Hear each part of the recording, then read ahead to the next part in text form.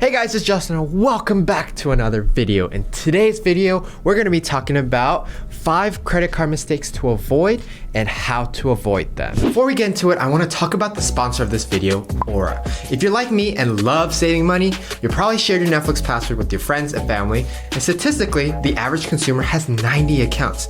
It's most likely that you don't have 90 different passwords to go with each one. So if someone has one of your passwords, they probably have access to your other accounts. This can make you and your accounts extremely vulnerable to things like identity theft and fraud. And if you think that won't happen to you, just know that American consumers lost $56 billion from identity theft in 2020.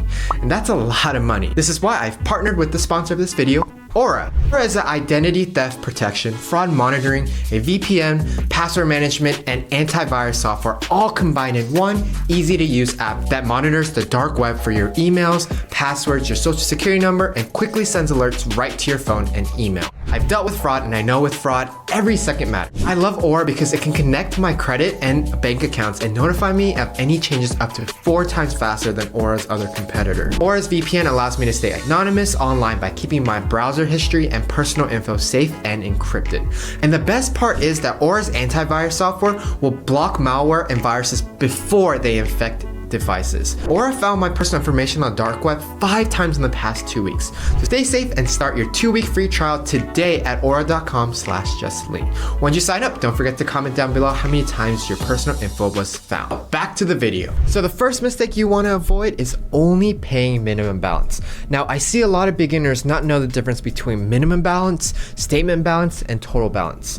Now, total balance is what you're going to spend in total, and your statement balance is for the month, and the minimum balance is what you want to really avoid, but that minimum balance is there if you want to pay it and also pay interest on your total amount or of your total balance.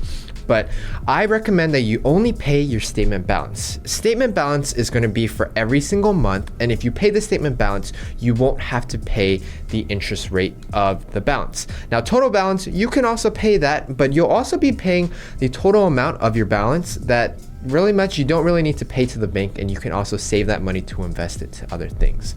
Now, also remember, high interest rate means higher bill. So make sure you spend everything on that statement balance and try and pay off all the debt you have previously.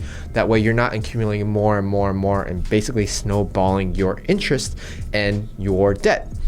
Now, on top of that, make sure you keep it consistent and on time. Make sure you have auto pay if you just forget in total. Make sure you have auto pay on, and make sure you have calendar reminders if you have an Apple phone. Make sure you put a reminder that way before your statement balance goes out, you always pay that payment, and make sure you try not to miss any payments, as really missed payment is going to hurt your credit score a lot, especially if it's past over 30 days. So try and see if you can pay your balance off as soon as possible or before that statement balance. Now, mistake number 2, this one's a little bit more advanced, but taking cash advantages. Now, what is cash advantages? Well, with any credit card, there is an option to take a cash advantage, which means from your credit line, you can pull a certain amount. Let's say your credit card allows you to take 40% of your credit line as cash advance. That means that 40% of your credit line you can pull out with a fee and have cash in your hand. Now, here's why you should really avoid this. Number 1, when you do take cash advantages, you're gonna have immediate interest. And often there is no grace period. Now, every single month that you don't pay, you might have an automatic fee for up to as high as 6%. So let's say you take $1,000 of your cash. That means that the amount that hasn't been paid off would probably be $60 in automatic fee that would be taken out, and other balances may be zoned out too. And on top of that, if you are doing cash advantages, you're gonna have to have other balances like your statement balance to be zeroed out. So I would stray away from cash advantages unless you're gonna take that risk to invest in something big. But if it's for some purchases that you want for yourself, I would stray away from it. And if it's something like renovation, maybe it might be even better to take a personal loan out than going the cash advantage route. Now, the third mistake that I see a lot is applying too often. Getting a credit card is pretty cool. I mean, you get a lot of rewards, you get a lot of advantages, you get cash back. You get a lot of these things that you wouldn't if you paid with a debit card. But the reason why you should avoid signing up for multiple ones is because, one, it's easier to miss multiple payment deadlines when you're starting off to have credit cards. And with that in turn, with a lot of missed payments, you're gonna have a lot of interest rate that will rack up real quickly. And it will be scary. It will be one of those things where it'll never ending type of debt that you'll have to pay off. Now, on top of that, more specifically for your credit score, more inquiries that when you apply is not good, and it's gonna lower your credit score because lenders will look at you when you do too much too often. They'll think of you as a risky candidate. So you wanna make sure that you don't do more than one every 6 months and only apply when you need it. If you don't need another credit card, just don't go ahead and get another credit card, as that's gonna go on your record as a hard inquiry. Mistake number 4 that I see often is ignoring your debt. Yes, debt is pretty scary, and it should be scary for everyone, especially if you're using credit card debt primarily. Now, credit card debt can lower your credit score a lot because, one, debt collectors take action on things that are not paid off. Imagine you taking money from the bank and never paying it back. Well, imagine this.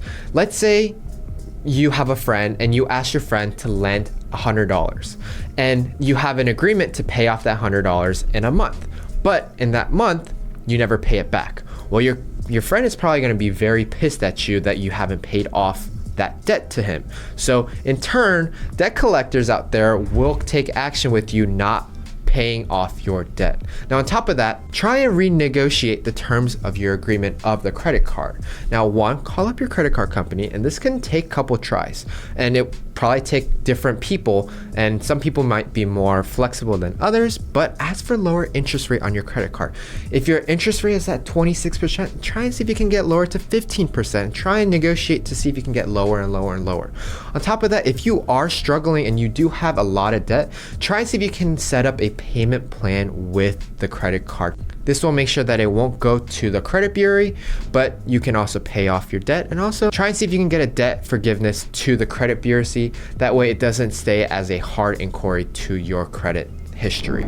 Mistake number 5 is not knowing APR and fees. A lot of beginner credit card users just get a credit card because they get approved for it. But in turn, there's a sheet that says all these agreements. There's like 5 pages of agreements and forms and this about your credit card. And a lot of people just ignore it.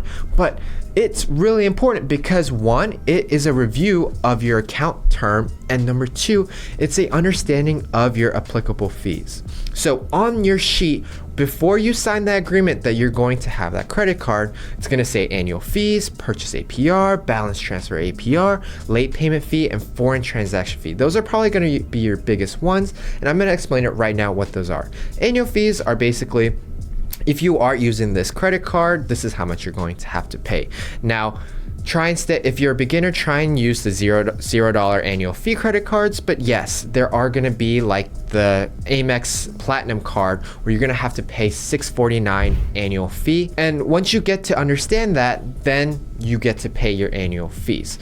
Now, another key term that it's important is purchase APR. Now, this is APR or interest that you do not pay. So let's say you missed your payment and it was $1,000 and your interest rate for missed payments is 20%. That means that the bank is going to charge you $200 on top of that $1,000 that you haven't paid. So now your next recurring payment is going to be $1,200 instead of $1,000. So always know what your APR is. It's always going to be in a percentage, and that's the percentage of your late payment that's going to be applied to the next month. Now, another key term that's important is to know balance transfer APR. So let's say you have a balance or debt on another credit card and you want to transfer that into your current credit card. Now, that's what you call balance transfer APR, and what the APR you're going to be paying for the debt that you transferred into your credit card. So if it's lower than what you're paying for the previous credit card, it might be a bonus to you, but you always want to make sure you know what your balance transfer APR is, because if you do have a lot of debt on your previous credit card and you get a new credit card and it's lower, then you can transfer that debt into a new credit card so you can pay less interest. Now, another key term is late payment fee. Those are going to be those that just forget to pay. Right on top of your payment APR, you're gonna have to pay a late fee. Now this can vary from $20 to $5 to $30, could be to $50. It just depends on who and what the credit card company wants and what you agreed on that agreement form. So make sure you try and not have any late payments, as you're going to have to pay a fee if you do not pay your payments. Now, the last key term that we're going to talk about is foreign transaction fee, which is going to be for those who travel a lot. So let's say you go to Europe, or let's say you go to Asia, one of those countries, and you use the credit card. If you use that, there's a foreign transaction fee because the currency is not US dollars, where it could be a 3% foreign transaction fee on top of what you spend. So those are things that you want to make sure. Now, if you have a travel credit card, usually those are going to have 0 foreign transfer fees. Now, I know Amex Platinum and Sapphire Reserve, Chase Sapphire Reserve usually have 0 foreign transaction fee. But if you do travel a lot, try and get a credit card that has a 0% foreign transaction fee. All right, with that being said, guys, here is the overview of what we just talked about. Number 1, only paying minimum balance is not good. Try and do your statement balance. And if you want to take it hardcore and pay more money to the bank, which I highly recommend, do the total balance. Number 2, taking cash advantages. Those are the most riskiest type of debt you can take onto yourself. If you can find other alternatives like taking personal loans, do that. Number 3, applying too often. Apply every 6 months if you do need to get a credit card, not more or less than that. Now, number 4, ignoring your debt. Debt is scary, especially with credit card debt, so make sure you pay off your credit cards. And number 5, not knowing your APRs and fees, which will get you in the butt later on if you do decide to make a payment late by accident. It's gonna hit you in the butt. So always know your APRs and your fees. So with that being said, I hope those who are starting to get their credit cards can sort of understand the mistakes that you should avoid when you do get your first credit card, or your second, or your third. So if you have any questions or concerns, put it in the comment section below so I can help you guys out to avoid mistakes of having multiple credit cards in the future. So with that being said, I hope you guys enjoyed this video. If you did, make sure you guys like and subscribe. With that being said, again, I'll see you guys in the next video. Peace.